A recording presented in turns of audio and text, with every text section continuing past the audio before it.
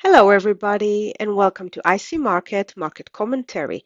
My name is Tamar Mehr from Trade with Precision, and today I want to take a look at a couple of strong moving markets. I'm looking for a bit of release of that pressure of that move and a continuation in the direction of that trend. And one of my favorite is pound versus the Kiwi. So let's start here with the monthly chart. Now, what we can see on the monthly is that we are in a very nice uptrend. We had a pullback here into the buy zone, that area between the 10 and the 20 moving averages, and a very strong push on the month of July. Now, what we also done within this push is went ahead and broke this previous high. So we ever so slightly pushed above it, and I like that. But we are very overextended, and we'll see that on the next time frame. So if we drop down into the weekly chart, we can see that big distance between where price action sits right now and the moving averages. We do now have the moving averages 10, 20, 50 all fanning all in the correct order for an uptrend on the weekly chart as well.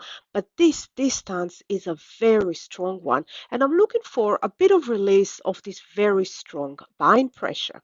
Now, if we drill down into the daily chart, we can see that we had a very strong push here, slight consolidation at this area, but not much of a pullback. So we are due a pullback, and I'm looking for that area of where the pullback could happen at. So I'm looking here on the daily chart, and let's just zoom out. So I've marked here two lines. So a higher area around the 2.14, it's a round number, and it's also the support resistance level before we started that big drop to a lower low. And then as we climbed up, this is the area that we again found resistance. So anywhere around this zone is where I'll be looking for the end of the pullback and the continuation of this very strong uptrend.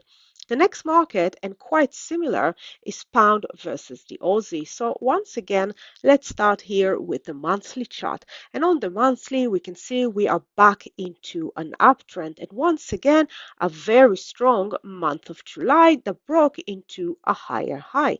Now let's drill into the weekly chart. And on the weekly chart, we can see this big push.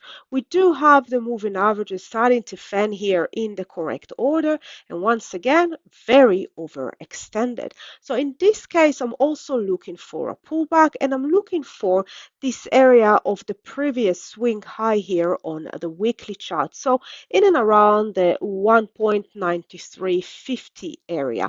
In this case as well, if we'll take a look at this high, this push, we actually went ahead above this spike. So once again, shows that there's a strong buyer's intention, and we could potentially see a continuation of this move.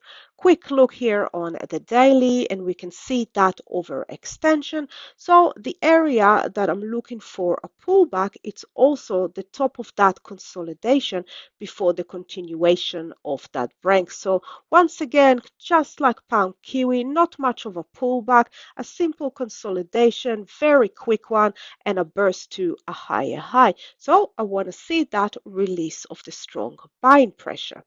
Lastly, I want to take a look here on CAD Swiss. Now, this is a little bit different. So let's have a look here on the monthly. So on the monthly, we are already in a very strong and long-term downtrend.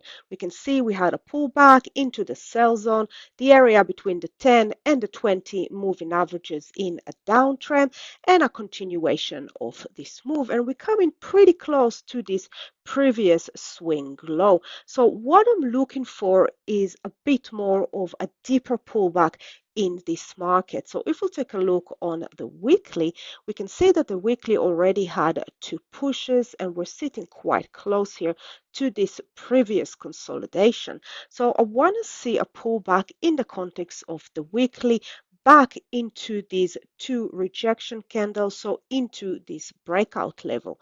And if we'll take a look on the daily chart, that would mean a deeper pullback. So not just into the sell zone, that area between the 10 and the 20 moving averages, but actually all the way up into the 50 moving averages. So a deeper pullback, which could also mean a break of this downtrend on the daily chart. But I want to see that deeper pullback so we will have more room to move before we get back into this previous ultimate swing low. Happy trading, everyone. Bye for now.